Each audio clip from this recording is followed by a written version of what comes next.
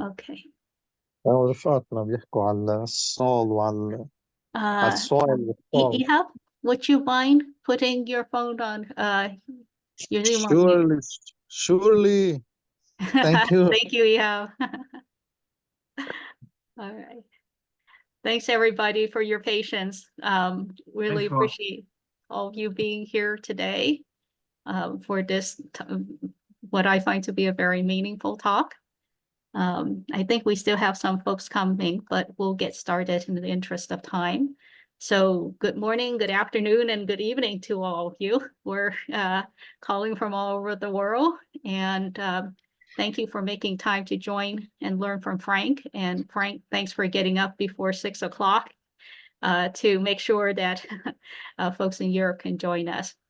So the topic for today is on soil and soul. I hope you are all in the right meeting. I'm very excited for Frank to share his knowledge and experience and wisdom, which he is deeply and very passionate about, and I'm learning to feel the same because of him. We have a very diverse audience today. Any folks from being farmers to permaculturists to technologists and consultants and so forth. And so it means that there's a lot of different background that folks are coming from. And Frank will do his best, but he won't be able to necessarily read all your minds and speak to where you're at individually. And the topic is also very broad and deep.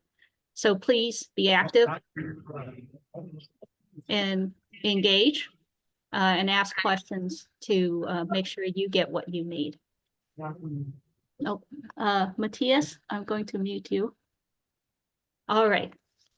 So you all have a brief description of Frank's bio in the invitation I sent. So I think we'll just go ahead and jump right in.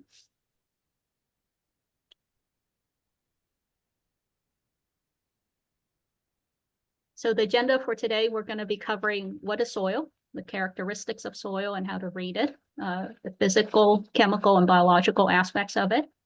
Why is soil, or really the microbial community, important? And the linkages between soil health, human health, and environmental health. And how does soil develop? And finally, how can we apply this learning to grow crops or restore health? And with that, I will turn it over to Frank.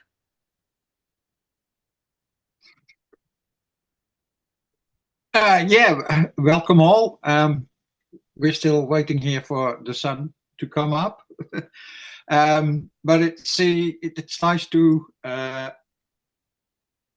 meet another morning again. So I was trying to find some appropriate words to open this meeting. And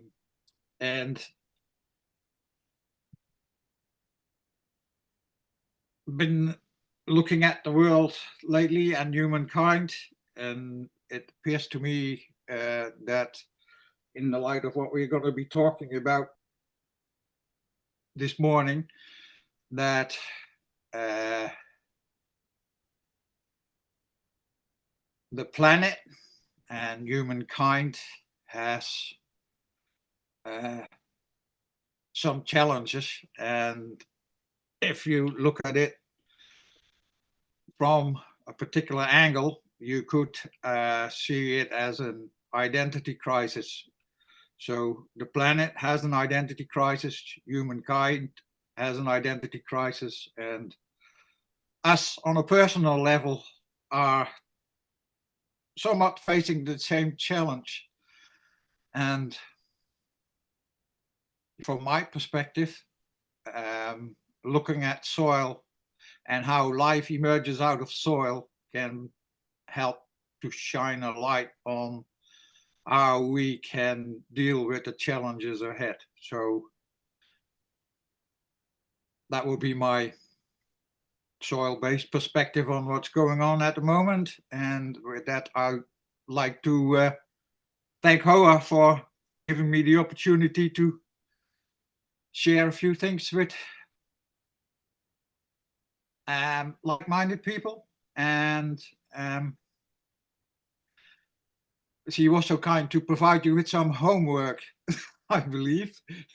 I was just wondering in touch base if anybody did do the exercises and how they experienced that on a very quick basis.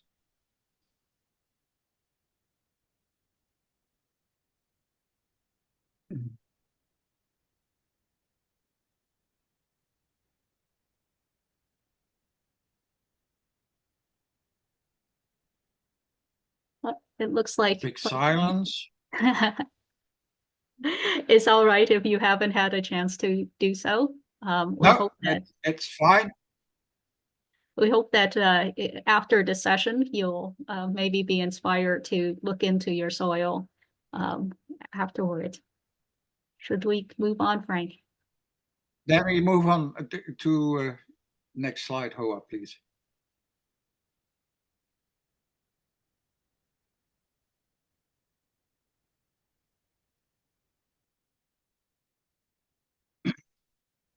So, talking about soils, it's a huge topic, and we're only going to be able to skim the surface a little bit. And I'm hoping to talk about this in layman's terms. Sometimes a bit of terminology is it's impossible to avoid that. But I'm hoping to slide through this. To go through these slides without using too much terminology. So I'll try to do the layman's terms. That probably means that I'm open for questions. I'm not necessarily able to go into great detail, but I'm sure that after this you can find certain details. But please do ask any questions. Now, if you look at this pedon, as they call it in soil science, it's just an open view of a soil profile, and you can read up on all the different names and descriptions that they gave it. But the big thing here is that you can see it's like a layered cake. And you can see that the top is under the influence of life, and that gives it a certain coloring, which tends to be kind of dark. And you can see that the bottom is pretty mineral, and that there's no life interfering there. And because of that, the layers are sort of created depending on the amount of life interacting with the soil. This is an example that is extremely neat because it's probably a computer generated example, and it gives a clear overview about the different layers. So the top bit, where it's brown, you can see that the roots are in there. It is brown because of the dead organic matter and tissue that's been accumulating in there. And then when you go lower, the soil becomes more mineral, and the soil gets the color of the mineral material that is underneath the living bit.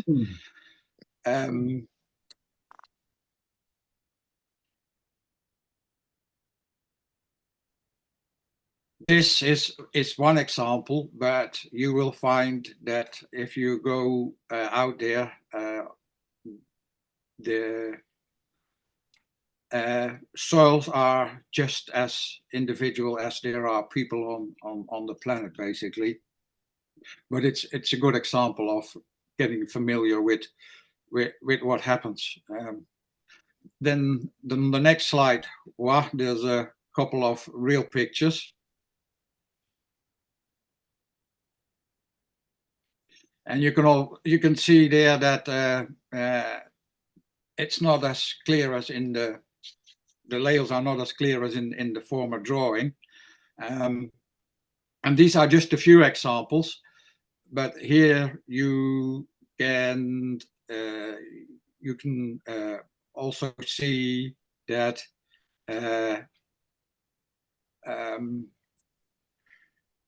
on the left hand side, you can see that there's the top layer with the brown coloring. Then there's the layer below it is more mineral approach. And then below that, you have another layer which is differentiated because of the water going up and down.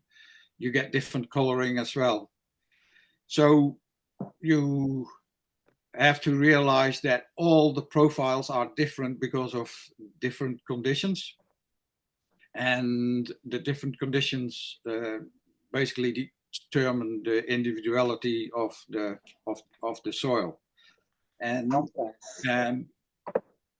normally you get the top developing becoming darker because of the organic matter that is in the top of the soil.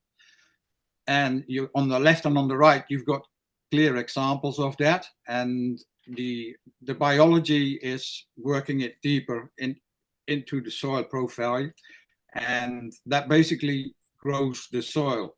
So that dark brown bit on the top, when things develop naturally or organically or undisturbed, then that layer becomes thicker over time, and the organic matter accumulates in there over time. So when we talk about developing soil, then we talk about that layer becoming darker because of increased organic matter and deeper because of increase of organic matter. Now, the one in the middle, so on the left hand, you have a pretty aged soil with a decent layer of organic matter, and on the right, there's something similar happening. Now, the one in the middle, you can see that the top doesn't have any browning, and the reason for that is because that is a recently started soil. And if you go to there's a stark dark line in yeah, that's not a dark line, but so where I was pointing at now, that used to be the top of the soil, and that's the organic matter, and that organic matter has been formed ages and ages ago, and then that soil has been disturbed, and some layers have been put on the top of it. So basically what you have here is a soil that has matured ages ago, and then through some sort of disaster has got a dumping of soil on top of it, and the whole system has been restarted, and probably been restarted twice, because there also appears to be an indication of a fire in the history. So this is a clear indication so this is a clear indication of restarted soil. So you've got on the left a reasonably maturing soil, then you've got a freshly starting soil, and on the right you've got another maturing soil. And you can see that on the right hand side, it's quite obvious that the roots are penetrating in the material bit, and that's just a part of growing your soil any further. I'd like to take a quick break here and see if people are challenged by any of this before I carry on.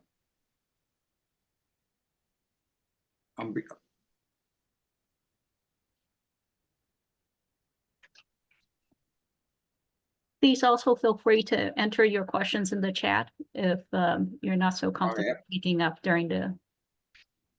Well, I would have a question. Can you hear me clearly? Yes, Matthias, please. Yeah, sorry for no video. I'm still on travel. So in the middle picture, where the topsoil layer has been overlaid, Like, what would be the usual thing that you do? Would you excavate the original topsoil layer, or would you restart the whole system with organic matter, or however? What would be your approach to this? That's an interesting question, Matthias. You probably, when this soil got identified, it probably wouldn't have been classified as an agricultural purpose soil, and it's probably close to a nature reserve or something like that. It has very little potential for farming, and the picture is in there to basically show that soils are being formed over time, and then as will come out of the story when we carry on, and through various reasons, soils can be set back in time, or and then you have to so reading the soil comes down to finding out how mature it is, basically. And the middle one, you would have to say that it's very juvenile, and it has very little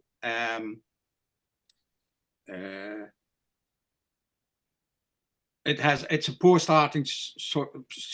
starting point for a farming edition, and because it's a young soil. And on the left hand side, it's a more maturing soil, and that has good potential for farming, because over time the flora and fauna has enlivened the soil and created a buffer in the soil upon which life can flourish. Now, what would you do with that soil? You would not be able to use it for intensive farming, and excavating it would probably be a silly exercise, because the amount of energy or money would probably make it unaffordable. Does that answer your question, Matthias? Yeah, it does. Thank you. So the most likely scenario that happened there is that there has been a volcano eruption, and ashes has been flown in on the top of it, and it's restarting the system, which is basically the topic of today. Should I go to the next slide, Frank? We can go to the next slide, and we can always come back to these slides as well.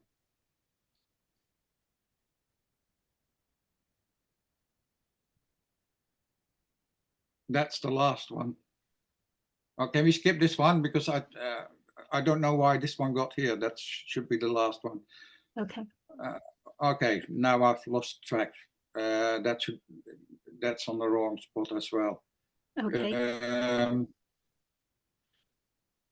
Yeah, this is better. So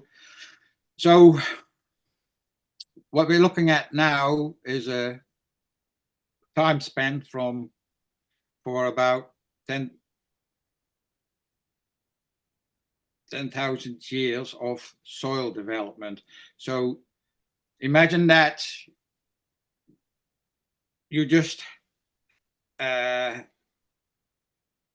fresh soil with no plant material and everything else on it. Then over time it will be colonized by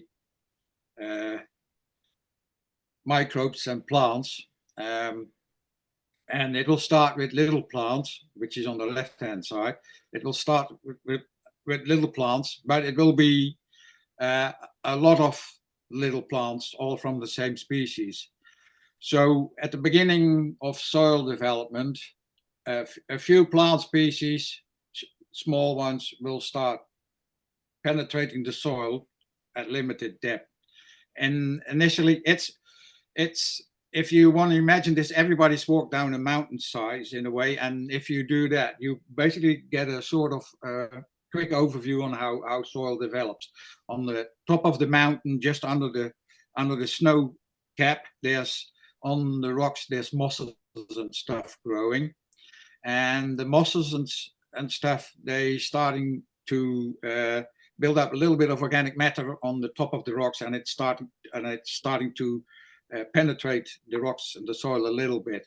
Then if you come further down, you get more grasses and things like that developing amongst the mosses, and then they penetrate the soil a little bit deeper. And then I'm just going to run through the flora first, and then they penetrate the soil a little bit deeper.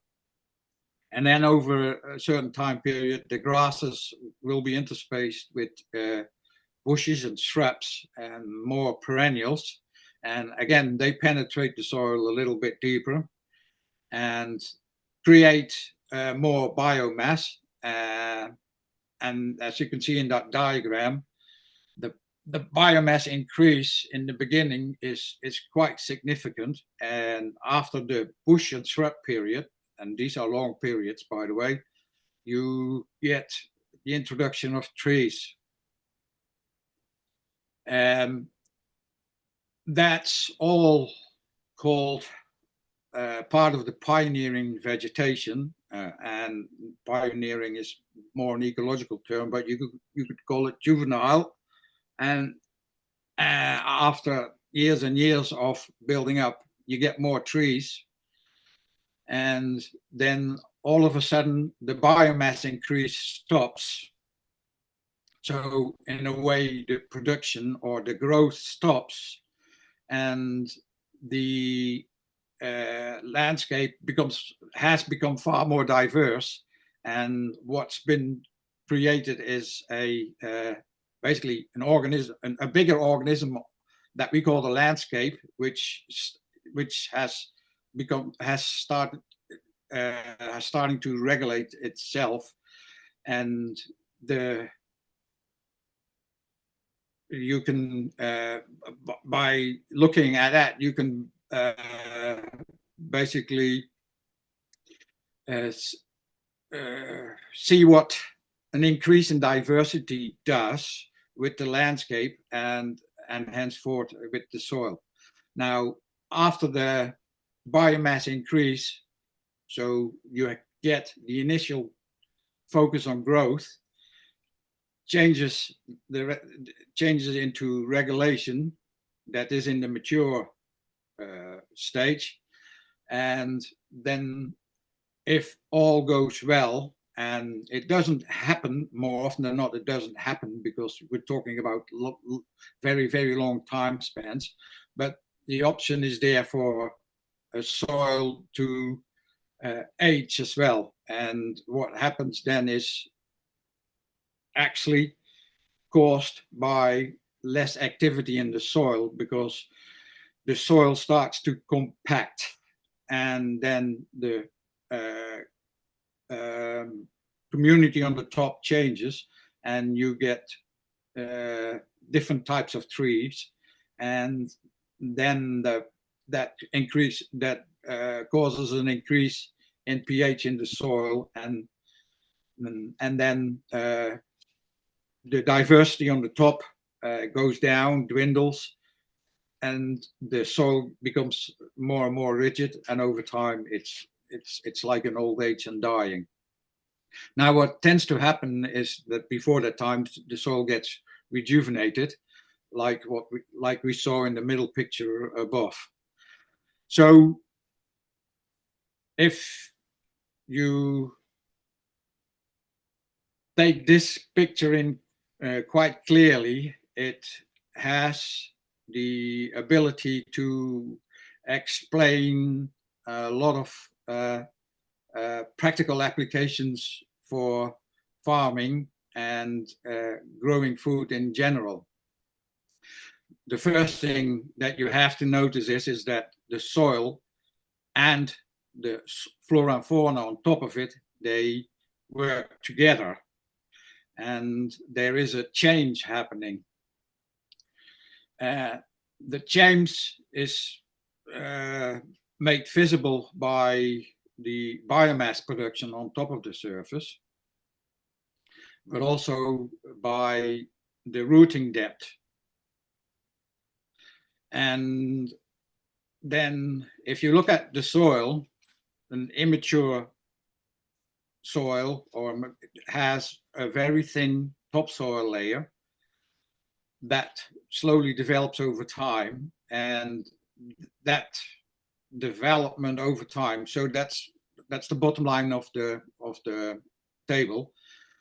So as that develops over time, the organic matter increases.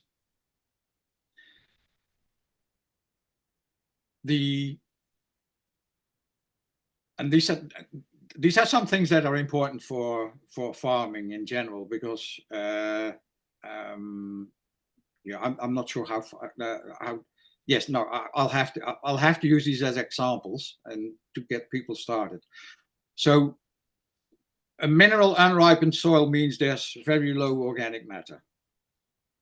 Now, if you want to be farming and you're farming on a very low organic matter soil, there's little or low food.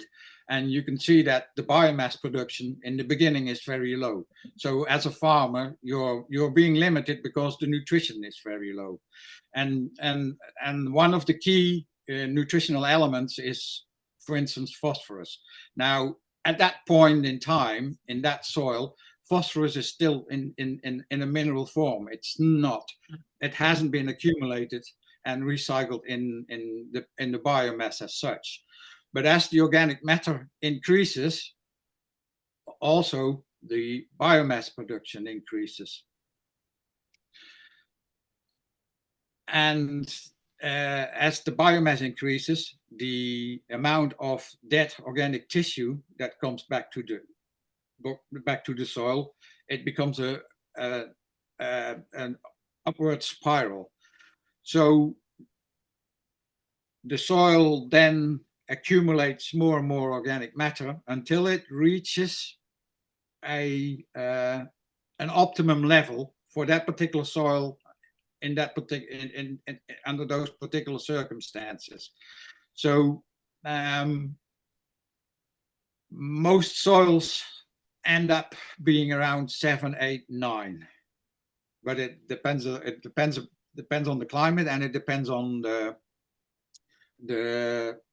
mineral content of the soil as well. Now, when it reaches the 6-7%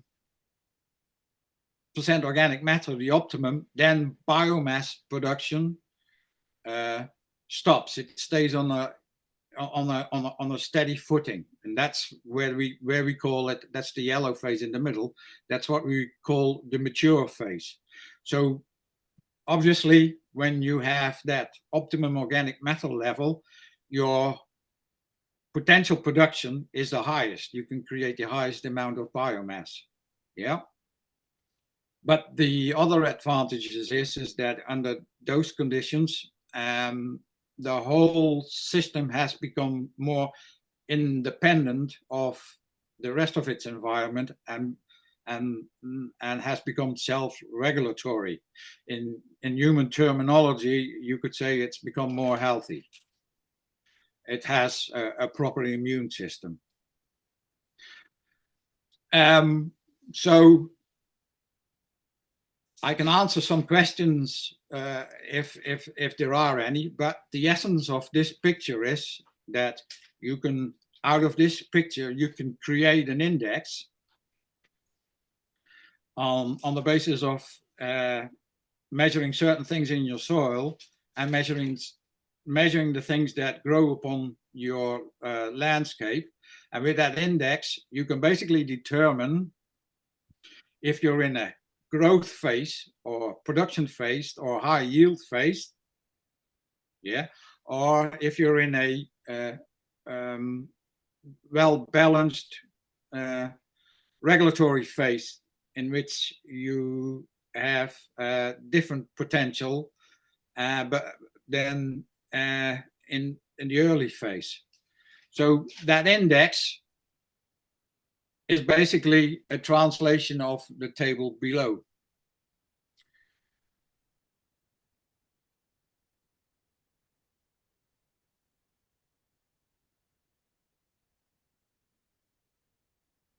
I would have a question, yes.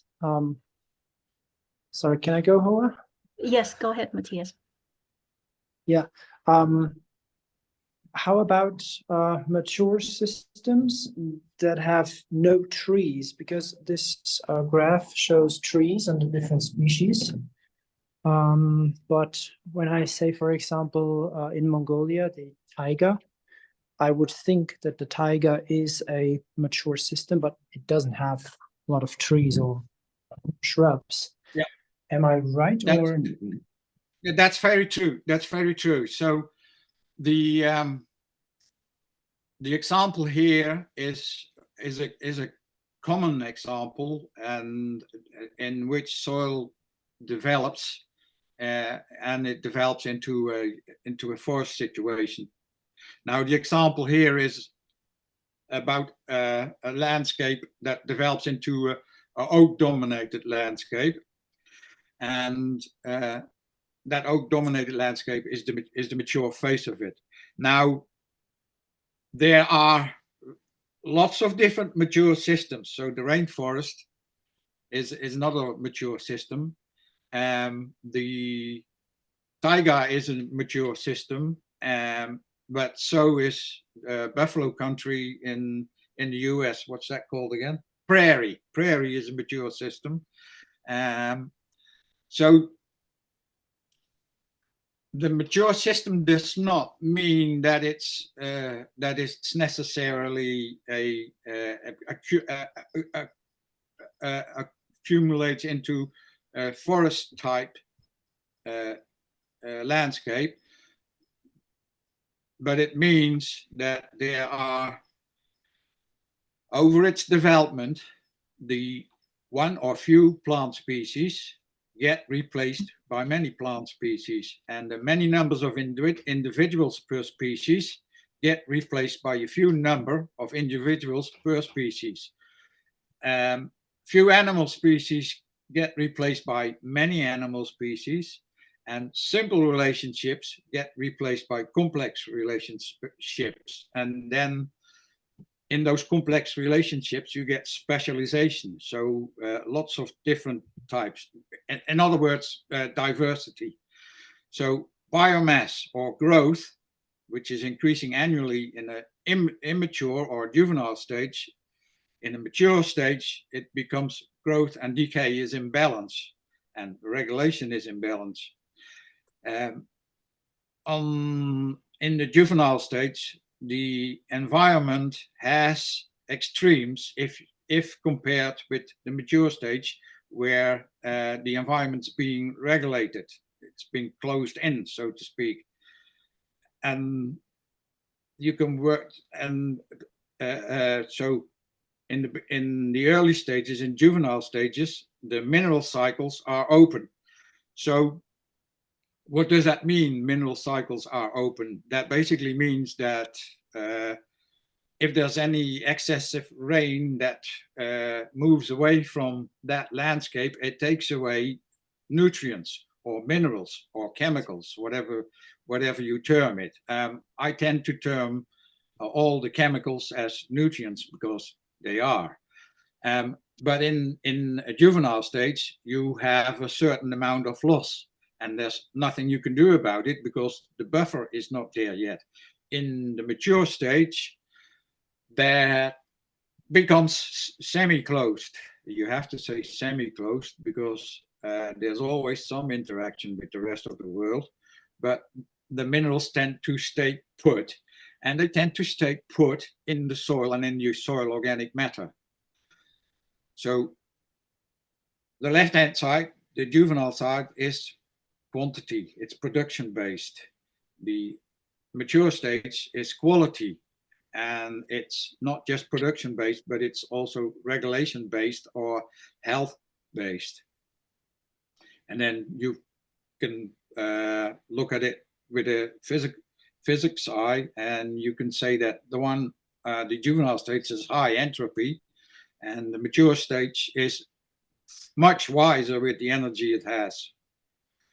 And then the bottom bit, you can carry on looking at how the soil ripens, but a similar thing happens. Now, the key thing that happens with mature soil is that initially you have a simple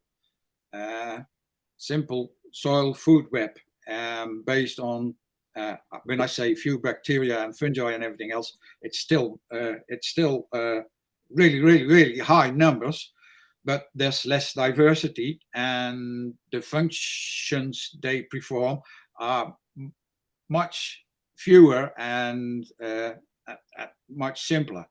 In the middle, in the mature system, now you have millions of different varieties of fungi and bacteria performing an enormous amount of tasks, what's generally be called in ecology as free ecosystem services. Those services are things like cleaning up, recycling,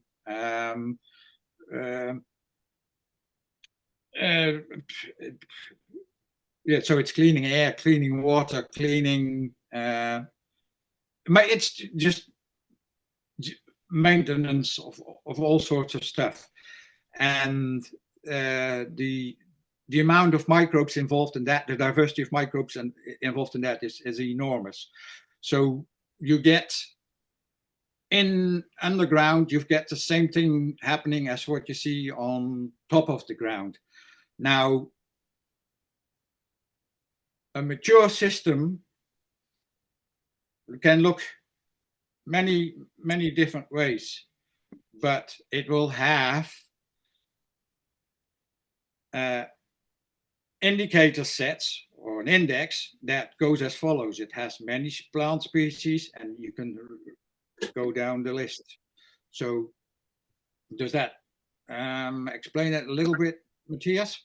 Yeah, absolutely. That's nice. Thank you. So why do we have all these different landscapes? It's because we started off with that really clean picture of the stratified soil, and that theoretically gives everything that the soil represents. But it's a very clean picture.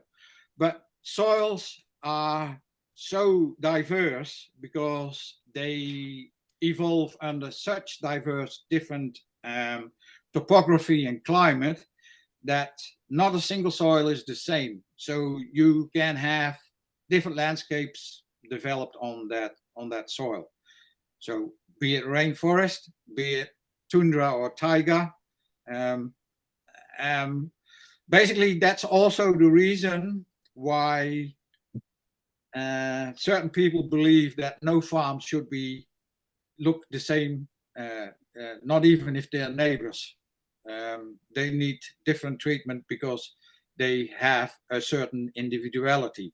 One of the key proponents of alternative farming or progressive farming in the early 1900s was Rudolf Steiner, and he's very pertinent, very strong in that opinion. And I think science is proving him right in many different ways, but certainly in this area.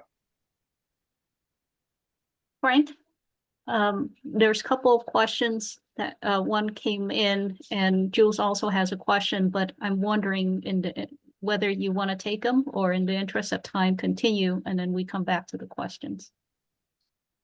Can I hear them? Then yes, so I'll read the one from Claire, and Jules, you can ask yours. So Claire's asking, how do you distinguish compaction that is more from human activity versus compaction in a old age soil? That's a very good question. So that's why I'm pointing out that there is a way to read these things and to measure these things. So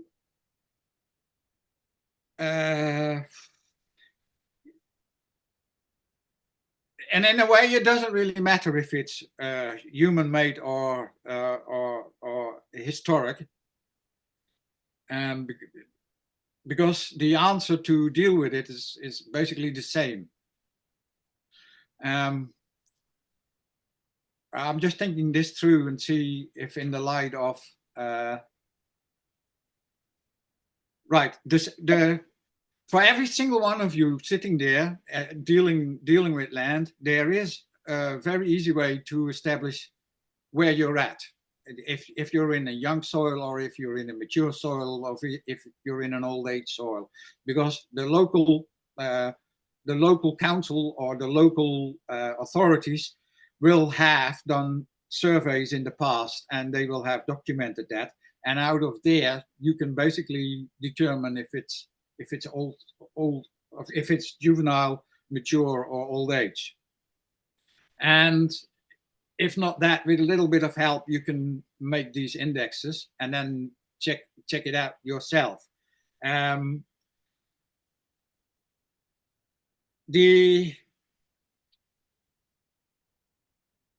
So I'm going to park that question, that question for now, because the rest might become obvious a little bit later. So can you do the next question? Jules, oh, sorry, Claire has a follow-up, it looks like.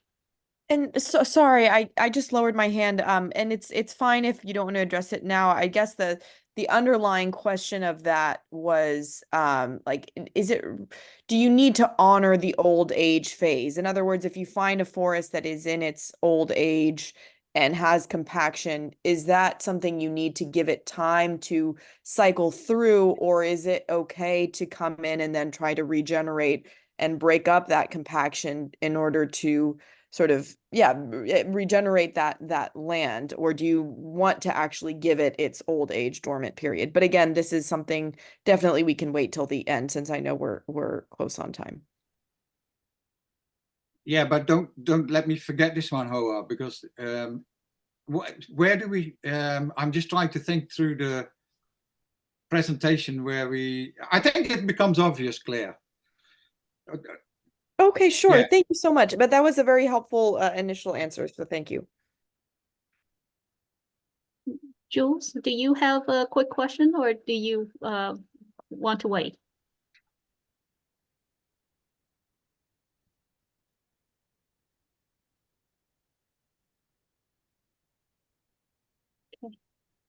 Okay. So Hoa was so kind to give you some homework. Yeah, we can go back to that physical impact thing, Hoa, if that's okay. So the plants are good indicators. So the community of plants can tell you a lot about where your soil is at, but the individual plants can also tell you a lot of where the soil is at. Now, this is a made-up drawing, and it's a simple drawing. But if you look at the plant, you'll see that it's got a left-hand side and a right-hand side. And when you do some visual soil assessment, you try to find a bit of an area where you have little bushes or little shrubs or plants growing, and you try to dig them up, and you can then basically crumble the soil around them, or you can just make a really nice edge like you've seen in the profiles, and you can follow the roots down. So as this is an example of what you can come across. So this plant on the left hand side is thriving. The root system is in good shape, and that soil, the topsoil there, is in good shape. It has every indications of being fertile and of proper composition. Now, you can see that on the right hand side, the soil's gone down. Basically, it's been compacted. And because of that, you can see that the roots on that side are restricted in their growth. Yeah. So that indicates surface compaction. When you start breaking up that soil on the right hand side, you will find a lot of flat areas, and the breaking will be even. Yeah. If you do that on the other side, you break up that soil, then that soil will break up in rounded bits, in what they call aggregates, but they're basically rounded bits. And it looks completely different than the flat compacted soils on the other side. Now, because of its compaction, the roots are not able to develop to its full potential, and because of that, the nutrient uptake has become limited. Now, if you then follow the root down, you come across a bit where the pen root bends away. And it bends away because, and this is what happens in Western agriculture quite a lot, is when we plow or tillage the soil, we tend to do it on the same depth, and in that area we tend to compact the soil quite a bit, and hence this root system bending away. So these are a few bits that you can do by digging up or creating profiles, and you can find them.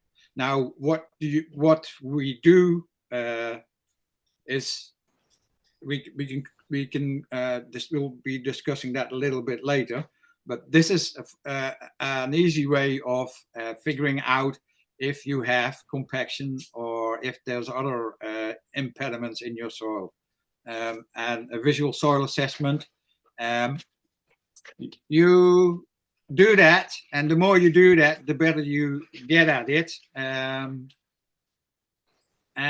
it's, together with the infiltration rate, it's probably more informative on the conditions of your soil than most of the soil tests you get done. And yeah, can we move on to the next one if there's no questions? Frank, I think there is one more question for Jules, but I asked him to hold off because we still have a lot to cover.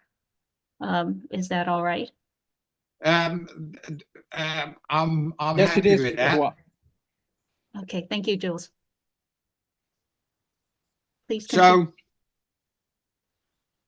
So when we look at natural soil, we walk over it and it all feels very solid and stuff, except people walking in the forest, they notice that it's slightly softer there than on the road. But if you have a close look at it, you can actually basically see it's roughly, in a well-developed soil, it's 25% air. And if you're in a proper climate, it's roughly 25% water. And the mineral fraction is only 40%, a bit over 40%. And the organic matter content, normally it tends to be around 7%. The thing about that is, though, that soils are not static. They look static because we can't see what's going on. They are actually very dynamic, and it's really hard to make that visible, hence this picture. This picture is from, I think it's from Elaine Ingham's work, but somebody else drew it up. But Elaine Ingham, probably a good person to look up if you want to learn more about soils. But so to put that picture in perspective, do we all know what root hairs look like? They are very, very, very, very tiny. Now, on the left-hand side there is a thing sticking out of a root tip that's called a root hair. So this is quite a magnitude we're looking at now. Now, you can look at this at your own leisure in a way, but already in this little bit of soil, there's a mineral fraction, and there's a flora and fauna, and then there is a combination of flora and fauna together with clay and organic matter that has made the aggregates. Basically, you can see enclosures, and the enclosures are sand particles being joined together by clay and mineral and fungal hyphae, and etc., etc. Now, those structures are basically made by the microbes in that soil, and the microbes are basically ordered by the roots to do that. So that clay organic matter complex on the right hand side is the result of the microbes. And if you look at that more directly, it's pointing in the direction of the microbes actually making their own habitat, making their own environment. And why is that important?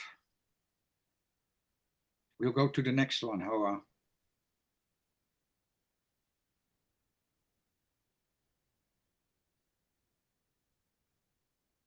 Cover this one again, Frank, or? Yeah, we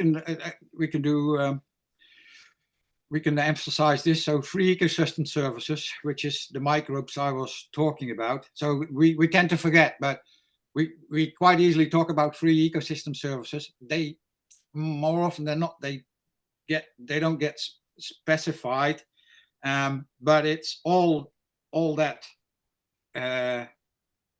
there. It's generating the air we breathe, it's cleaning the water, it's detoxifying the environment, and all of that is done by the different microbes in the soil. And the net result, and this is what we also should never forget, in a living system there's always a dynamic between growth and regulation. Sometimes in the juvenile stage, there is an emphasis on growth. Okay, so we experience this ourselves, and we experience this in our family life. A child is born, it's tiny. It eats a lot of stuff, and it grows very quickly. And as it grows, it builds up its body very quickly. Now, it reaches an age of 21, and it doesn't stop eating at that point in time. It's still eating the same amount, but now all that eating is not going into growth anymore. It's also going into regulation. So at 21, you've perfected as a young adult your immune system, your internal organization, and you become resistant and resilient and stable. So you become mature. So there's all sets of characteristics that you and we all experience in our lives by growing up and by being a family member. But all those characteristics you can directly translate onto every other living organism or living system. So a child is very dynamic, very lively.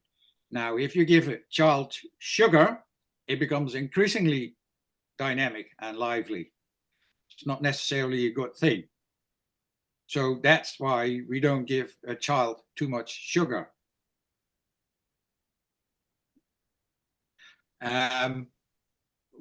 Why do I say that? And when a child matures and starts to reach maturity, his dynamics changes and his activity changes, and he becomes more internal rather than external, and his body calms down and gets more coordinated and starts to perform skilled things or artisan things, or get a job. So then the dynamics have become functional. That's mature. Now, when that person matures further, he starts to become old age, and he starts to shrink a little bit, and his bones and stuff are becoming a bit more rigid and everything else, just like the soil in this picture. So do we treat an old wise person the same as a baby? I think the old wise person is better able to deal with sugar, because that makes him, gives him an energy burst and spurs him on for a bit longer. While with the baby, you don't want to give it too much sugar, because he will run itself into trouble. At the same token, you don't let a little child run around with scissors, because we know the inherent dangers on that, while the mature person knows that he can use a pair of scissors to cut material and start making clothes. Now, this is all translatable into soil. So if you have a young soil, you do not want to, which is dynamic, you do not want to throw heaps of dynamics at it yourself, like things like cultivation, because then you overstimulate it, just like you overstimulate a child, and you basically hold back the development of the soil, because by overstimulating it, you basically force the soil to eat its own organic matter while it's actually still in the build-up phase. While in an old soil, which is starting to become rigid, and this is probably part of Claire's answer, in an old soil, when it's partly becoming rigid, you want to make it dynamic again by ripping it or by cultivating it. In that sense, it's okay. So you treat an old soil differently than you treat a young soil. Webinar on soil.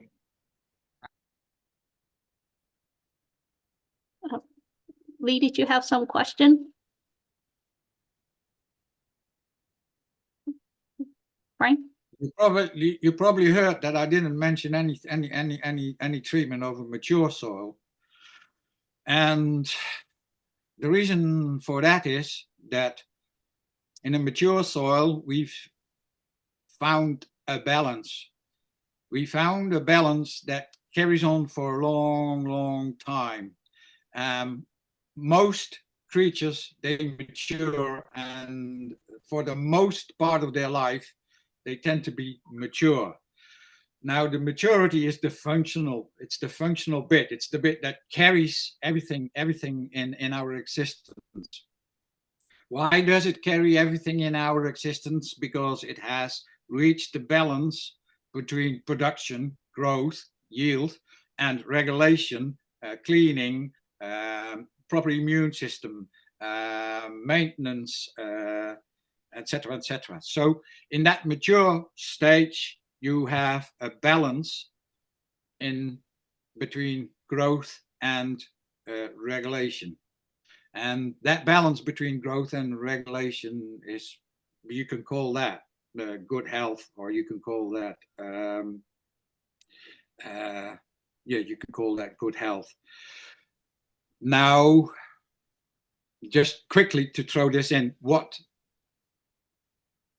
a good farm tries to incorporate as much as possible mature characteristics into its system, because the farmer wants to leave behind the farm for his children, so that his children can carry on with farming and making carve out an existence for themselves. So they focus on bringing in more mature characteristics into the farming system. Now, modern industrialized farming, and you know this, has a focus on yield, and it's a quantitative focus. Now, what that focus does, and certainly if you do it on a large scale, is it puts the landscape, which tends to be a huge landscape, and the bigger the corporate farming system, the bigger the landscape is, they tend to push it back into a yielding and production phase. So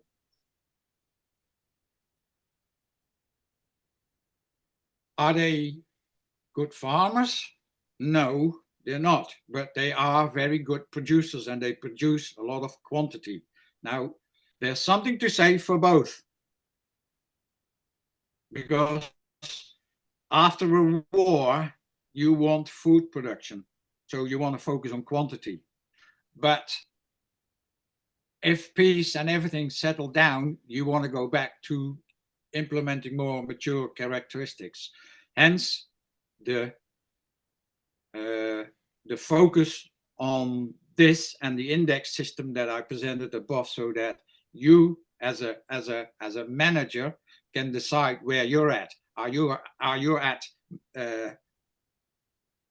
emphasizing production, or are you at emphasizing regulation and clean environment and healthy food?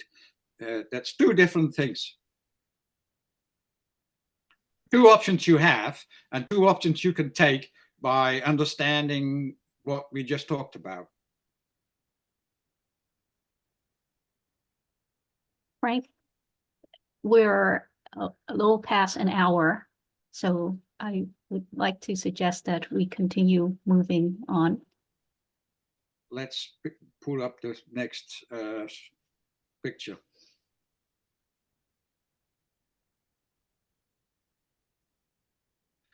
So,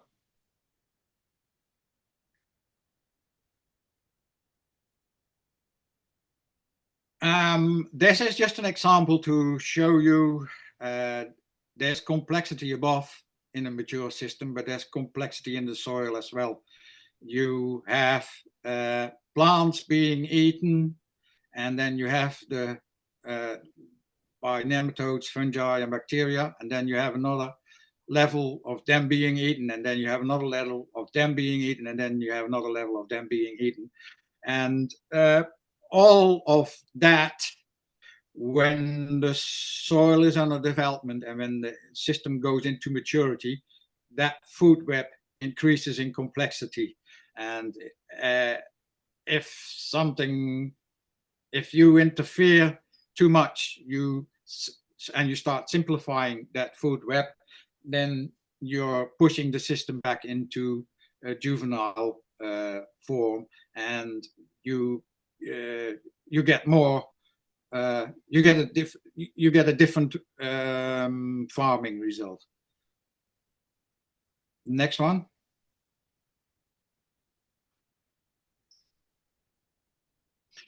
Now, this is the most intriguing bit, and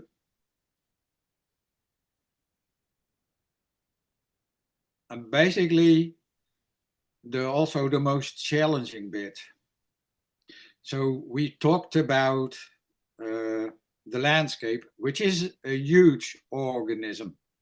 A landscape can be seen as a huge organism. I just gave you a way why you can see a landscape as a huge organism, because it goes through a juvenile stage.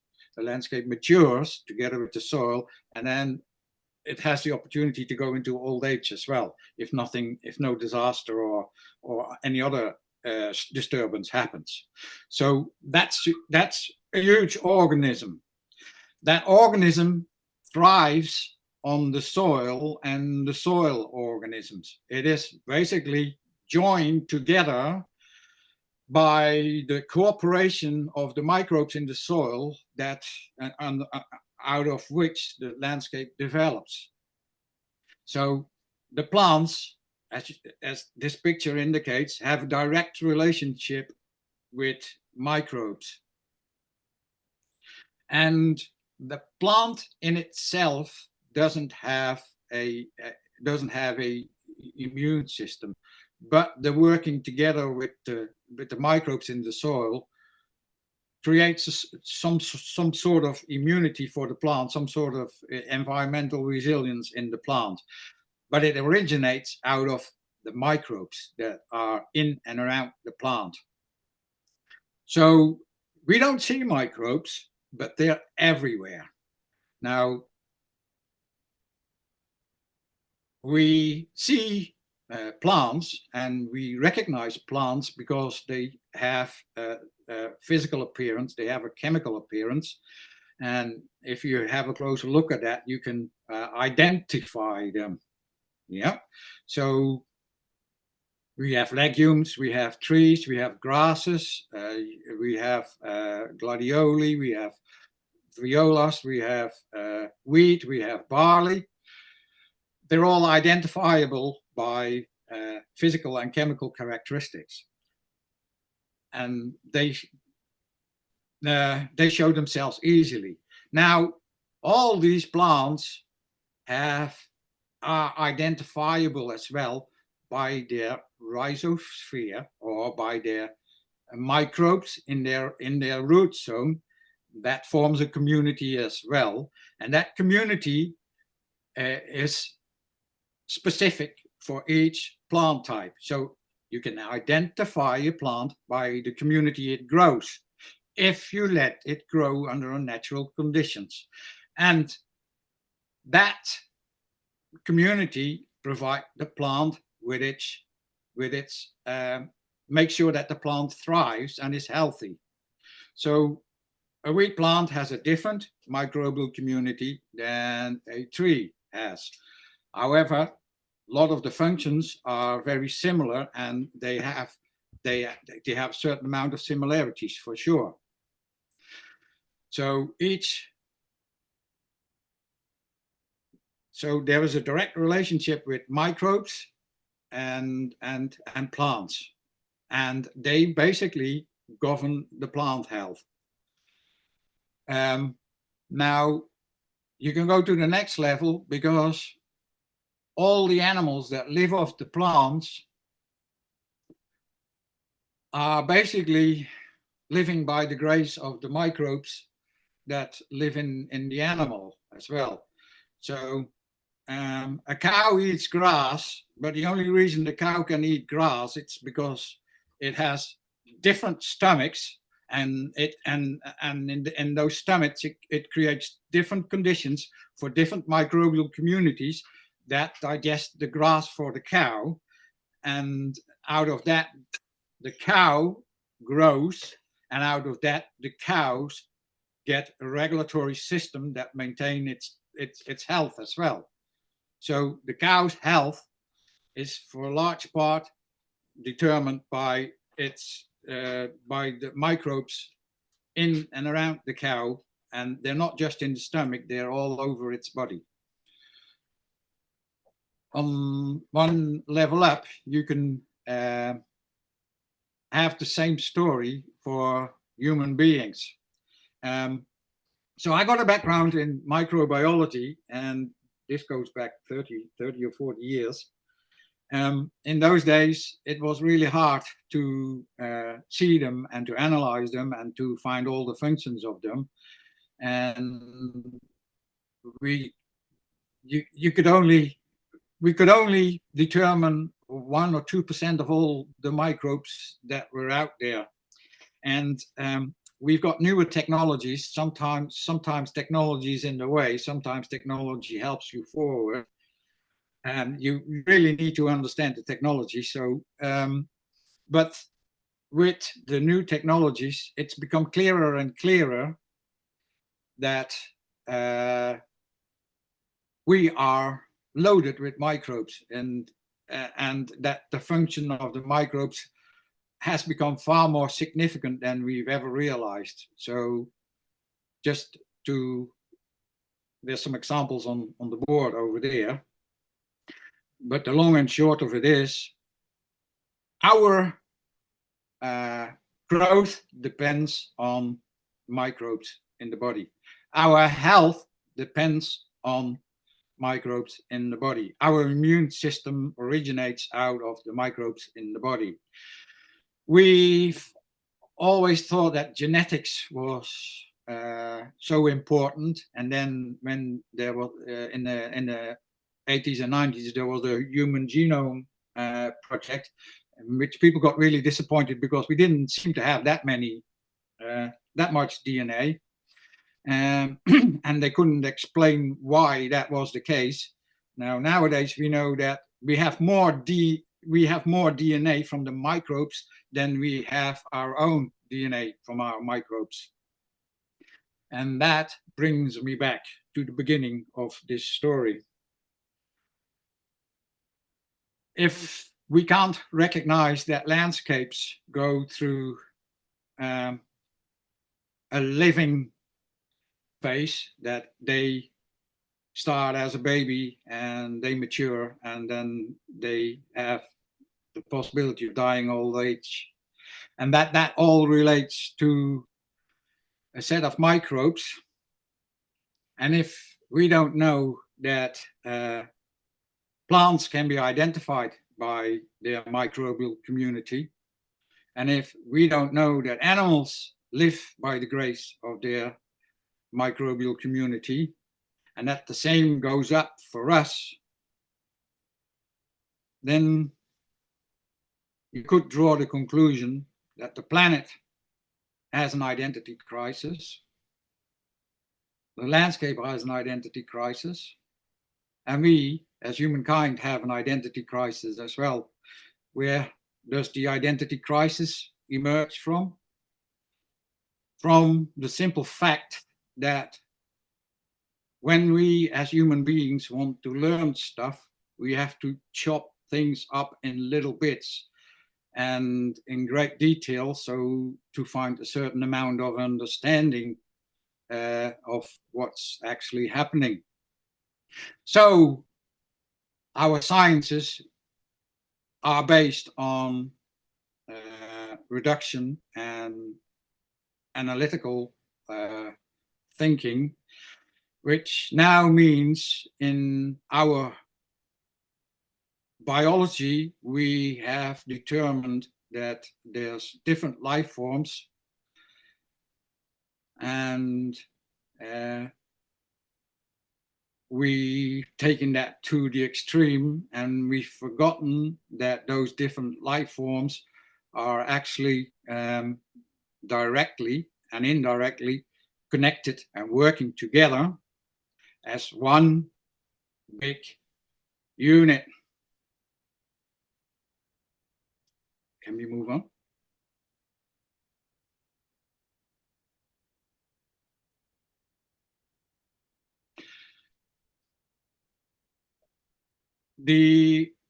What are humus molecules? I put that in here because it shows quite clearly that the build-up of the soil body, as we call it, or the essence of the soil, is the clay-humus complex, and that's actually being made by the community of microbes. And it is a community of microbes because there are so many different humus molecules which involve so many different microbial functions that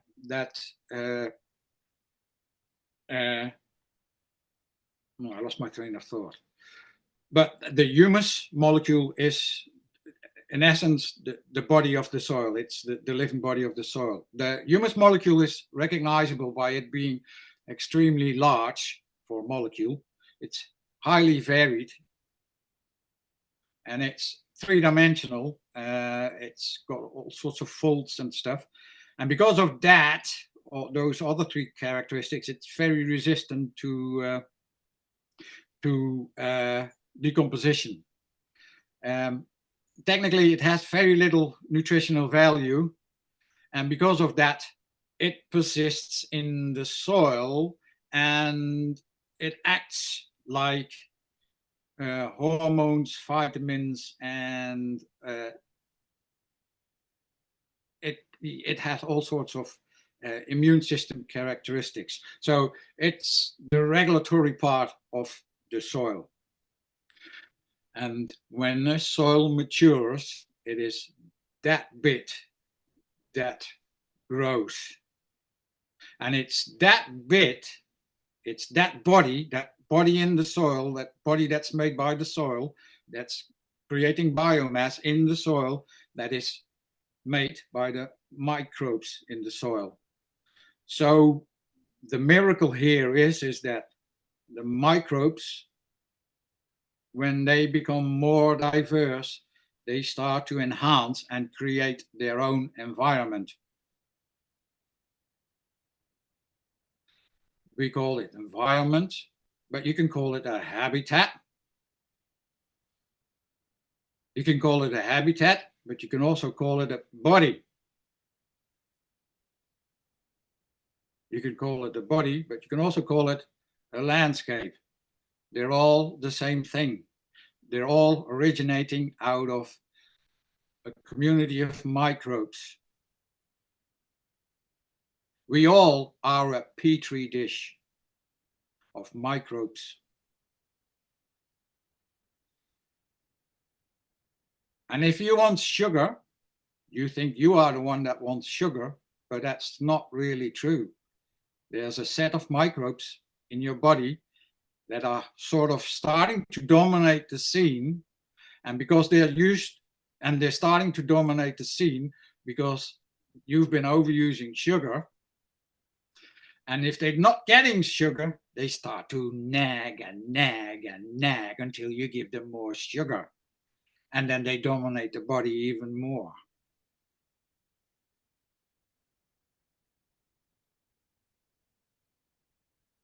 That's just one example. Next slide, but I think next slide. So we dealt with that one.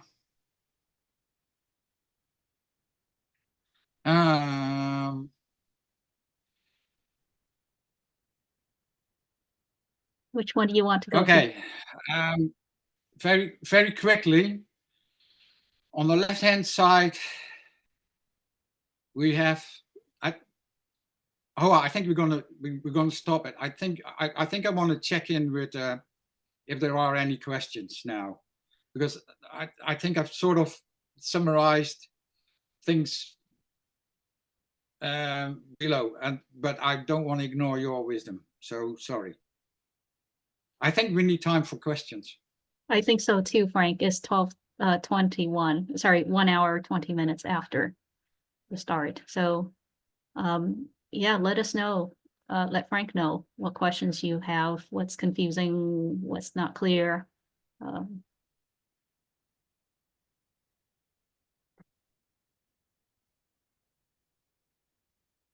Jules, please go on.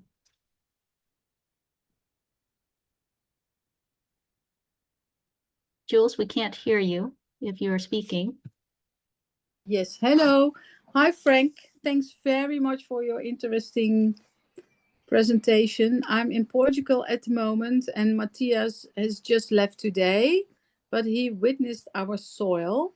We did some soil tests, and we looked really deep into the quality of our soil. And one of our questions was, we pulled out clover. And we were wondering why there were so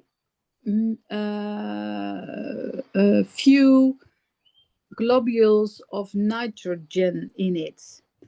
The soil is very bare, I think. It's only, I guess, 2-3 centimeters of topsoil, which basically is decomposed cutted grass.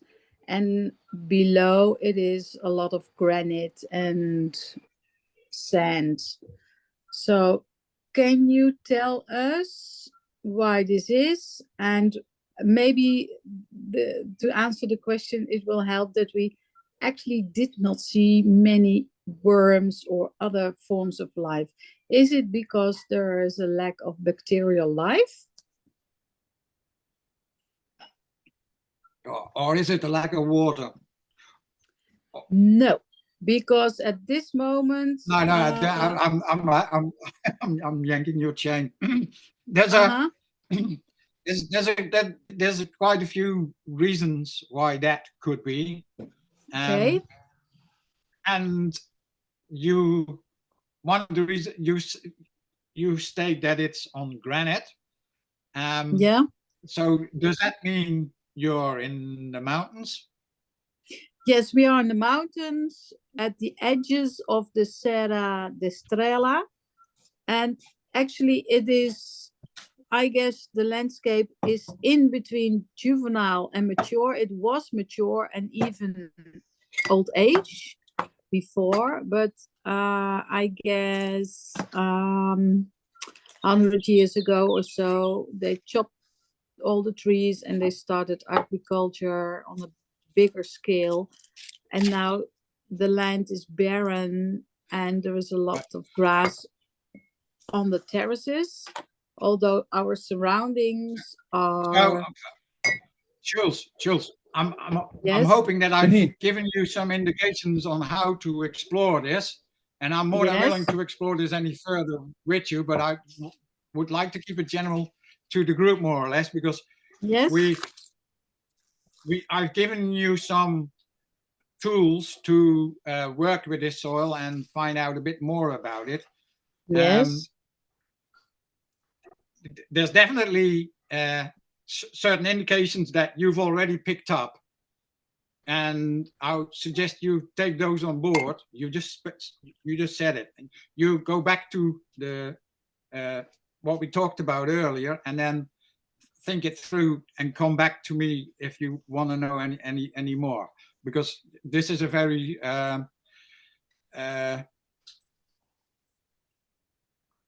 I can't give you any clear answers. I don't have enough information from where I'm sitting at the moment. Okay, and I'm reluctant to dive into it too deeply, because that doesn't do any justice to any other participants at the moment. Yeah, I understand, I respect, and it's completely clear. And I would love to talk more about it.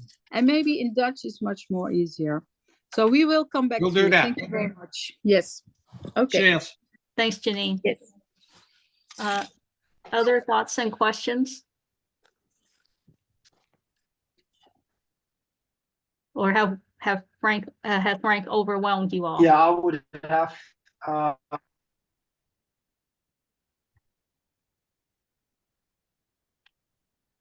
Please go on, Matthias.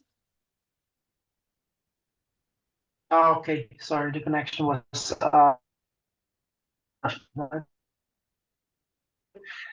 So, with the bacterial lives and the microbes, let's say juvenile soil where the microbiology is not yet very diverse, would you say, Frank, it would help to do like a compost tea or spread some more diversity of the microbial bacteria, or is it more helpful to prepare the table, so to say, so throw out some organic matter and the microbiology will follow by its own? Yeah, the question is helpful for what, Matthias? So you have to determine your goal first, and your goal can be, after the Second World War, all the countries were setting in on industrial agriculture because they had to. They wanted to produce food. So the goal was to produce quantity. Yeah. And some farmers have a solid income and they can focus on mature characteristics. Just starting farmers, they don't have an income. They need to create an income, which means they need to create a yield. So then you push things back into more juvenile characteristics where the emphasis is on growth, yield, profit. So unless you specify what the goal is, you can't determine which action to take. If the goal is to produce clean environment, healthy food, then the aim is to incorporate more mature characteristics. That means more diversity in the microflora and fauna, more diversity in the other flora and fauna. If the goal is to produce more because you need to make money, then it's the opposite. Does that help?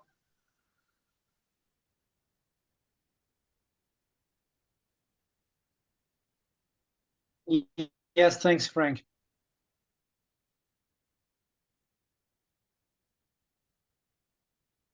Any other thoughts or questions?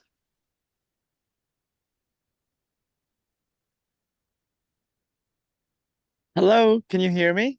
Yes, Ren, please. It's good to Hey, Wa. Hi. Thank you for hosting this. Really appreciate you. I had a question for y'all. Your thoughts, and input on prescribed burning in riparian areas or forests, and grasslands. Yeah, just would want to hear, any thoughts on that? Frank, do you have enough information to go on? No, I'm a bit lost, sorry. Ren, can you be more specific? What you're looking for? So, here with the U.S. Department of Forest, they do prescribe burnings to help with fire danger here. We live in a fire country here. It's really dry, and we're in a drought right now here in this county. So the Forest Service carries out prescribed burns where they burn specific areas where they call invasives, weeds, to help mitigate the not for them not to continue growing and overtaking over the native species. And they also feel like that helps with fuel breaks and whatnot. And I just would want to hear any thoughts on if you think prescribed burning is healthy for the soil, and also if you think it's healthy for prescribed burns to burn riparian areas. For example, they recently burned riparian zone area where they pretty much completely burned the aspens that were in this riparian zone area and knocked some of the snags down. So yeah, any thoughts on that? I think you have those thoughts yourself. What does it do to the system? It pushes the system back. It doesn't let the system mature. Gotcha. Yeah. Yeah. Yeah, So, I just like hearing different perspectives because, I totally feel that, like wholeheartedly. I just like hearing different perspectives so that I can, communicate that. so Ren, yeah. in this situation, I would say it's not a good thing. But there are farming systems in certain areas of the globe where burning is part of creating a proper production system. So you have to take these things and you have to put them into the proper context. And in your context and from your perspective, the burning is stopping the landscape from maturing. And if people would leave the landscape big enough and to itself, and there would be a proper interaction between soil, plants, and animals, then the fire risk will be greatly reduced. Now, that's all part of the internal regulation mechanism in that system. And by people interfering, that landscape isn't reaching that maturity anymore. Do people understand that? No. And in the name of safety, they tend to be taking the wrong action. And this is why I'm doing this, to get some education and better understanding out there that life's based on life. We got a lot of work to do. Thank you so much for sharing. Really appreciate you sharing that insight. Thank you so much.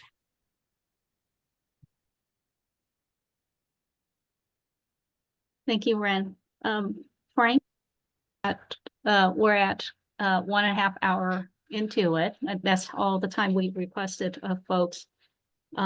We can ask if folks have time to continue, or we can close here. I'll leave that up to you, Hoa. I'll let you be the judge. Can you guys sort of just give me a sense with thumbs up or comment in the chat whether you would like to continue and for Frank to finish? There's 2 parts left, which is a bit more of how the soil develops and what's the implication, but Frank has already covered some of those aspects. Okay, Bija saying yes. Okay, let's see here. Oops, sorry. My slicer are flipping on its own. Okay. Yeah, no, this is good stuff, really. Yeah. Okay, it looks like a couple of folks are still interested. I'm sorry, I rushed through it, Hoa. I was just quickly trying to finish the narrative or the story, which I did. This is a bonus in a way. Okay, so maybe Frank, what we can do, if you have the energy for it, we can continue. And for those who can't stay, they can watch the rest or reach out to us for the slides. I think this is useful because it makes things a bit more practical as well. And maybe we can get the time. It's that time issue. Yeah.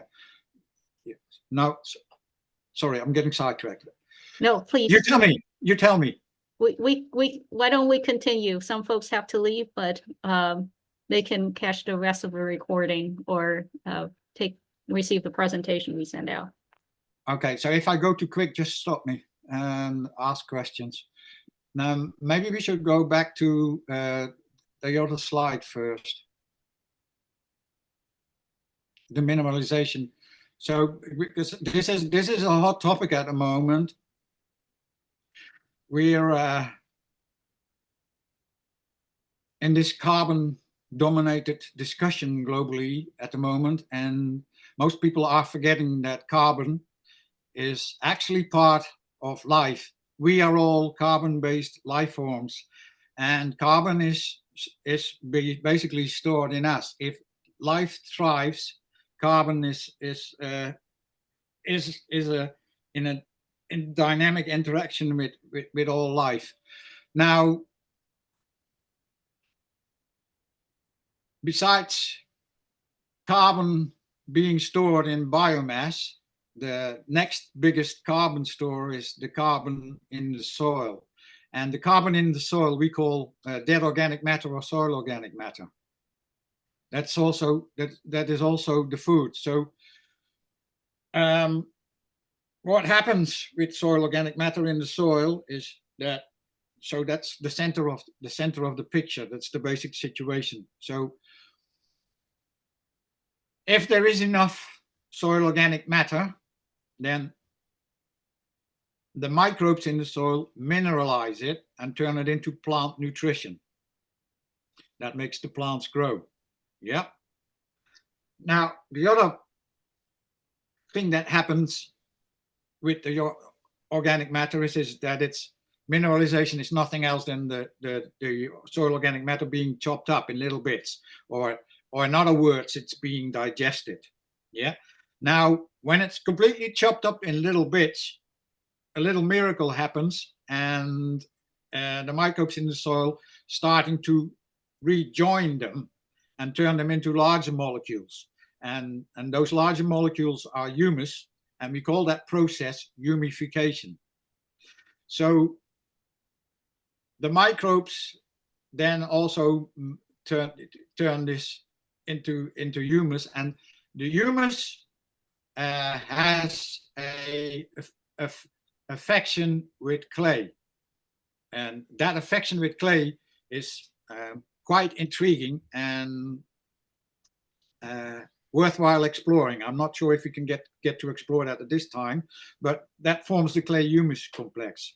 So I basically already introduced that earlier on. That's the first body the microbes make. It's the clay humus complex, and that's what the growing soil is about. That's what the aging soil is about. Now, all of that only happens if the conditions are right and you let the soil mature.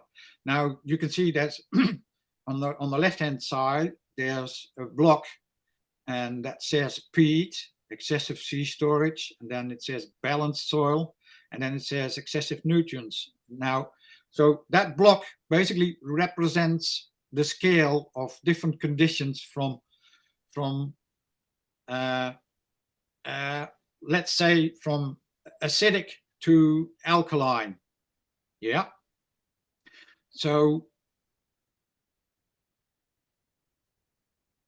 the middle bit where it says balanced soil, those properties are ideal.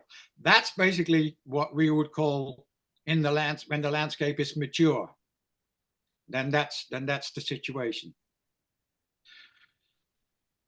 You can go off to the top and end up in the excessive, what it says, excessive storage or constipated soil.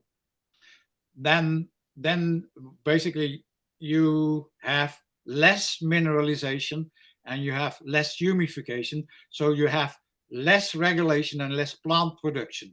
But what happens then is that the carbon is actually basically being stored in the soil, but it's lifeless in a way because the microbes can't get to it because the pH is too acid for the microbes to live in, or there's not enough oxygen for the microbes to live in, or there's too much water. Now, they might be the same thing. Not enough oxygen and too much water might be the same thing. But then in that landscape, it develops what's called peat. Yeah. And peat's nothing else than the accumulation of dead organic matter. So it's the soil in a way forms a landscape, but it forms a peaty landscape or a boggy landscape. But it just means that carbon or that organic matter is taken out of production, and it creates another landscape which has diversity value for the bigger organism. Yeah. Now, if humification and mineralization becomes too dynamic, it gets too active, which would indicate a young soil or a juvenile landscape, then it would indicate that the carbon flies away into the air, but the nutrients that normally hold by that carbon in the clay humus complex, they actually move away with the water, or they actually being turned into gas, like nitrogen gas. So those are different conditions and opposite conditions of peat storage. So it could be very alkaline, and there could be a lot of air. So basically, when you cultivate a block of land, what you do is you introduce a whole lot of air. Now, air in soil, air tends to be a limiting nutrient because there's not that much air in it. But as soon as there's air introduced into the soil, all the microbes spring into gear and start, because there's now oxygen is no limitation, but then they need to eat, and they need to eat food, and then they eat the organic matter and they produce waste, and the waste is then taken away with excessive rain, which is called leaching. So that's more juvenile characteristics. So what the farmer has to do that wants a balance between growth and regulation, which tends to be most farmers. You want to create desirable soil properties. Then we can move on to the next one, unless there's any questions about this.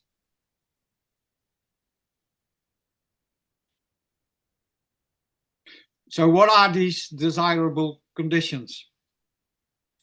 Yeah, so mineralization is a process done by a community of microbes. It always happens. So there's always background mineralization happening. Humification is a process done by a group of microbes working together. It always happens. There's always humification or humus forming in the background. Now, both processes happen at the same time, but depending on the conditions, one or the other can dominate. And that basically, and those conditions are basically summed up here. So when it's warm, mineralization tends to be stronger than humification, so you create more plant food. When you have a loose structure, you create more plant food. When it's humid, PF2, you create more plant food. When it's alternating wet and dry, you create more plant food. When the pH is high, you create more plant food. If you have plants growing in the soil, basically plants making sugar and sending it through the roots into the soil, you have more mineralization, you have more plant food. Those tend to be conditions that happen in spring and early summer. Yeah. Now, humification on the other hand, so net mineralization happens when those conditions are dominating. Now, on the other side, humification happens when it's cold, compacted, it's wet, moist, acidic, and you have a bare soil. That tends to be autumn. So spring characteristics cause growth. We all know that. That's because in spring you have net mineralization. Autumn conditions cause basically reorganizing and everything's being redrawn in the soil and causes humification. So that's in temperate climates, that's a yearly cycle. In spring we have net mineralization, in autumn we have net humification. What you aim at is over the year a net humification so that you have an increase in humus molecules. But these are the trends that happen.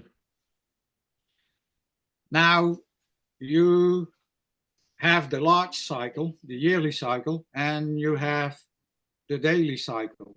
So the daily cycle goes through the same as the yearly cycle, because in the morning things are warming up and you have an emphasis on mineralization. And in the evening things are cooling down and you have an emphasis on humification. So the net result during the day changes, and it changes during the seasons. So this gives you indications to play with. You just need to be clear about where you're at and what you would like to establish. And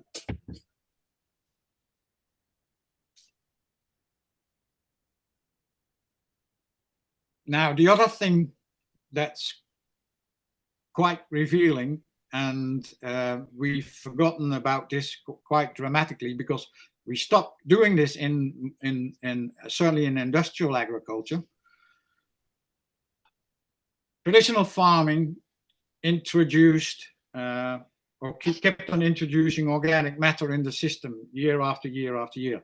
Now, what happens in the forest, that happens automatically.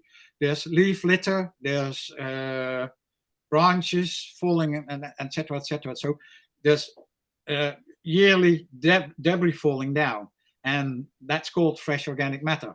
It's highly digestible in the beginning because it's got a high CN ratio. So 50 to 80% of that mineralizes in the first year. That's a lot of plant nutrients, but it doesn't necessarily build any soil structure, but it's a lot of plant nutrients. Then in the second year, there's some stuff that is unrecognizable, but it's not fresh organic matter anymore, but we call it dynamic humus. Out of that, the microbes still decompose 5 to 50%. Now you get a balance between soil structure building and plant nutrients, right? And then in the third year, you get the results of humus becoming visible. And then that can no longer be eaten by the microbes, and that becomes quite resilient. And you tend to end up with 2 to 5% of those molecules that mainly build soil structure, but do not provide any plant nutrients anymore. So it's an ongoing dynamic.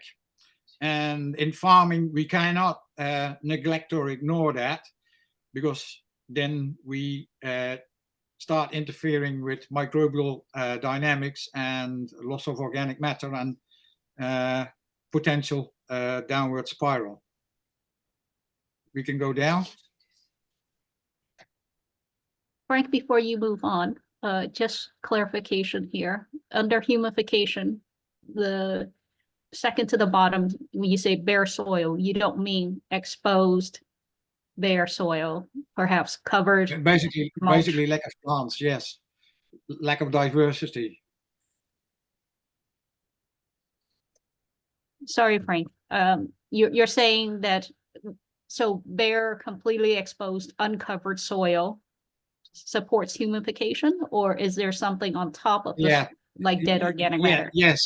Yes, as an extreme, yes.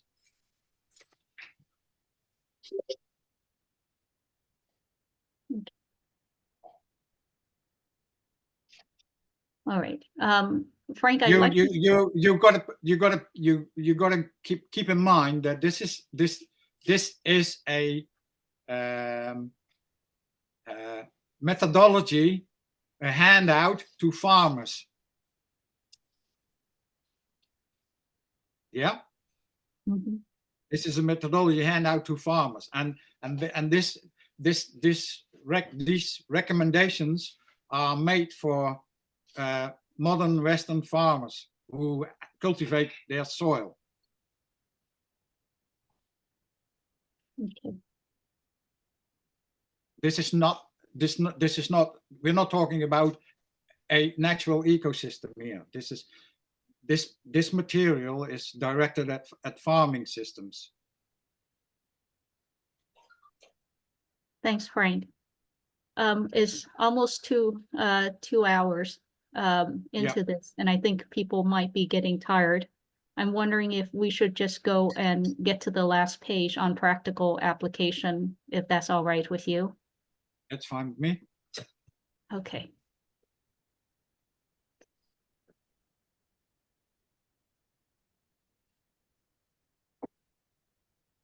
Right. So that was a lot of information, and there's probably a lot of messages in there. The key message basically was that all of that can be interpreted by having experienced life, and you can translate your life experience into a farming system. Now on a detailed practical numbers level, you have to support soil life according to its developmental stage. That for soil organic matter, it means that if you're around 4 or 5, you have a decent buffer, and you can basically farm on that, if you go below 4 or 5, you definitely have to take that last schedule into mind and start feeding your soil with organic matter or anything else really. But as you're over 5% organic matter and you're not going backwards, it basically means that what you are doing is starting to self-regulate, and it's the right thing. The only thing you don't want to be doing is negatively impact on it. Now, negatively impact, there's a long list of things that are do's and don'ts. I'm gonna forget about that for now. Farming can be seen as a positive exercise because in a way all you're doing is creating invitations for as many life forms as you can. And by doing that, you create your own unique farming system that's in balance with your topography and your climate. That also probably means your farm looks different than the neighbor's farm. Boy, this is the biggie, and I wanted to spend a bit more time on it. With this identity crisis we're in, there's a number of people trying to use that into their own advantage, and they're creating lots of fears. And the main fear they create is the fear for life and living. Everything has to be safe and effective, and you need to be micromanaged so that you stay, how do I put this? Yeah, anyway, don't be afraid of life and living, because fear is a bad advisor. And life is there to be lived. And if you don't live it, you never learn how to deal with challenges and build up resilience. So ground yourself, get in touch with nature. There's a number of examples how you can do that. Diversity. All right, somebody is eating dirt. I wouldn't recommend that. You can eat soil. You can eat soil, but don't eat dirt. Feed that, yeah. So get in the sun, fresh air, limit use of compounds that indiscriminately kills life inside and around you. I think that's very important. And I hope you all realize what that means, because it's a critical one. And the next one, which is very, very critical, the landscape and every organism matures due to its microbes, because the microbes connect and collaborate with each other. They are clearly telling us that we should follow their examples. And then if we follow their examples, then what we've been taught at school as scarcity theory becomes invalid and turns into a abundance theory. But we need to connect and collaborate with each other. And I could spend another 20 minutes on that, however, but I think I'm not going to. Thank you very much, Frank. Well, thank you all for your time here. Thank you, Bija. If there are final questions, obviously, and also any feedback that you have, please feel free to text or email me. Let me know. We would really appreciate it. We also would appreciate if there are things that you'd be interested in learning more about as well. Obviously, we've gone through only the surface of these and can deep dive or even go over cases as you wish.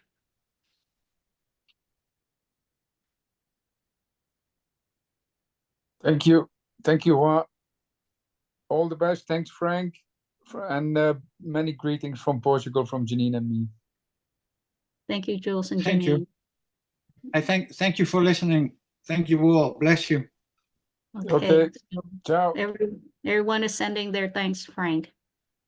So thank you very much. All right. And we will be sending out the recording of this. Let's see here. Chas, is this Charles from GTD? Yep, that's me. Okay, thanks, Charles. I'll be sending out the link through our WhatsApp group. Beautiful. Thanks so much. Okay. Thank you, Frank. All right. Thanks again, everyone. Have a wonderful day or night or morning. Yeah, we're going to go to bed. Ciao. Thank you. Bye-bye. Thank you so much. Bye, Matthias. Bye. Bye, Ciao, everyone. Matthias. Ciao. So Frank, you might stay on for another minute. Ciao.